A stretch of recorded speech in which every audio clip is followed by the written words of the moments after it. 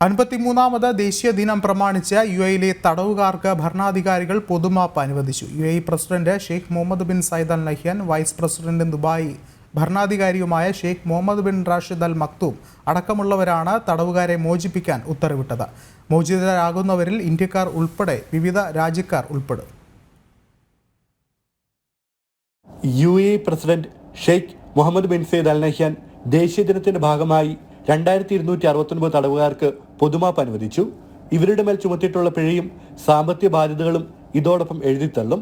മോചിതരാകുന്നവരിൽ ഇന്ത്യക്കാർ ഉൾപ്പെടെ വിവിധ രാജ്യക്കാരുണ്ട്.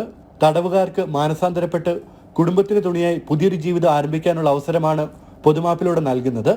1169 പേരെ മോചിപ്പിക്കാൻ യുഎഇ വൈസ് പ്രസിഡന്റും പ്രധാനമന്ത്രിയും ദുബായ് ഭരണാധികാരിയുമായ Sheikh Mohammed bin Rashid Al മക്തൂമും 683 തടവുകാർക്ക് മാപ്പ് നൽകുന്നതിനാവശ്യമായ നടപടികൾ സ്വീകരിക്കാൻ ഷാർജ ഭരണാധികാരി Sheikh doctor Sultan bin Mohammed Al കാസിമിയും ഉത്തരവിട്ടു.